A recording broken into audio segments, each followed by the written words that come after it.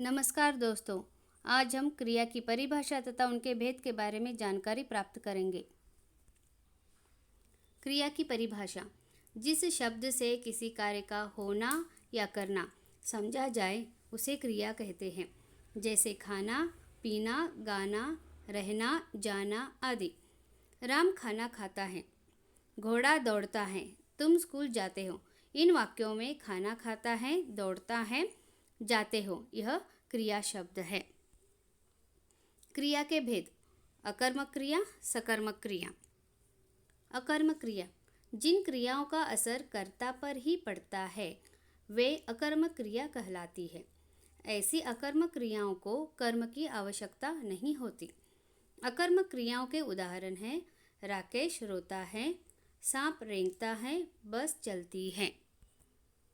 सकर्मक क्रिया जिन क्रियाओं का असर कर्ता पर नहीं कर्म पर पड़ता है वह सकर्मक क्रिया कहलाती है। इन क्रियाओं में कर्म का होना आवश्यक होता है, जैसे मैं लेख लिखता हूँ, सुरेश मिठाई खाता है, मीरा फल लाती है, भंवरा फूलों का रस पीता है। संरचना के आधार पर क्रिया के भेद: प्रेरणार्थक क्रिया, संयुक्त क्रिया, नाम धातु क्रिया तथा पूर्वकालिक क्रिया। प्रेरणार्थक क्रिया की परिभाषा: जिस क्रिया से ज्ञान हो कि कर्ता स्वयं कार्य को न करके किसी अन्य को कार्य करने की प्रेरणा देता है वह प्रेरणार्थक क्रिया कहलाती है। प्रेरणार्थक क्रिया के दो कर्ता होते हैं: प्रेरक कर्ता प्रेरणा प्रदान करने वाला, प्रेरित कर्ता प्रेरणा लेने वाला कर्ता।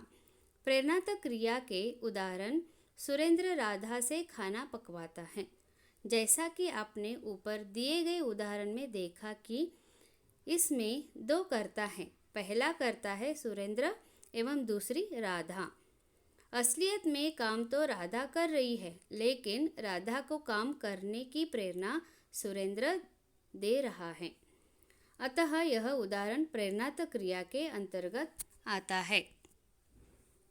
कुछ उदाहरण देखें। मूल क्रिया: प्रथम प्रेरणार्थक, द्वितीय प्रेरणार्थक।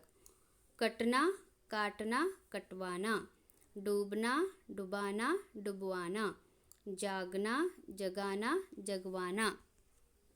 संयुक्त क्रिया की परिभाषा: ऐसी क्रिया जो किन्हीं दो क्रियाओं के मिलने से बनती है वह संयुक्त क्रिया कहलाती है। अगर हम दूसरे शब्दों में कहें तो जब दो क्रिया मिलकर किसी तीसरी नई क्रिया का निर्माण करती है तो वह नई क्रिया संयुक्त क्रिया कहलाती है। संयुक्त क्रिया के उदाहरण: मीराबाई स्कूल चली गई, वह खा चुका, मीरा महाभारत पढ़ने लगी, प्रियंका ने दूध पी लिया। ऊपर दिए गए उदाहरणों में जैसा कि आप देख सकते हैं वाक्य में सिर्फ एक क्रिया नहीं है बल्कि दो क्रियाओं ने मिलकर एक तीसरी एवं नई क्रिया बनाई है, जैसे पीना एवं लेना जोड़कर पी लिया, पढ़ने में लगना जोड़कर पढ़ने लगी इत्यादि संयुक्त क्रिया के अंतर्गत आते हैं। नाम धातु क्रिया: संज्ञा, सर्वनाम, विशेषण इत्यादि से बनने वाली क्रिया को नाम धातु क्रिया कहते हैं, जैसे हाथ से हथियाना, बात से बतियाना, दुखना से दुखाना, चिकना से चिकनाना, लाठी से लठियाना, पानी से पनियाना इत्यादि।